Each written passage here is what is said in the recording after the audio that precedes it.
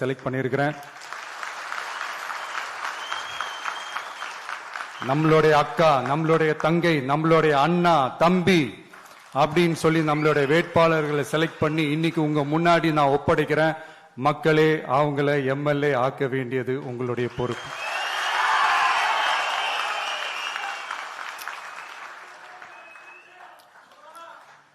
கட்சி ஆரம்பிச்சு கிட்டத்தட்ட ஒரு 3 வருஷத்துக்கு மேல ஆச்சு. இன்னமும் ஒரு கூச்சல் சத்தம் அடங்கின மாதிரியே எனக்கு தெரியல.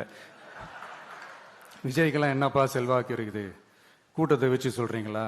அதெல்லாம் வேடிக்கை பார்க்க வர்ற கூட்டம்ப்பா. கூட்டம் வந்துட்டா உடனே ஒரு பெரிய ஆளா?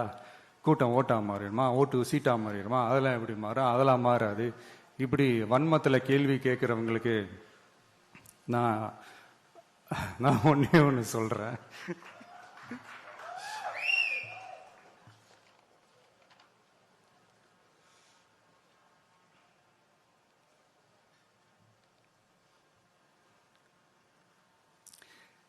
இந்த தேர்தல் எல்லாரும் சொல்ற மாதிரி தேர்தல்லாம் கிடையாது. இது இருமுனை போட்டி மட்டும்தான்.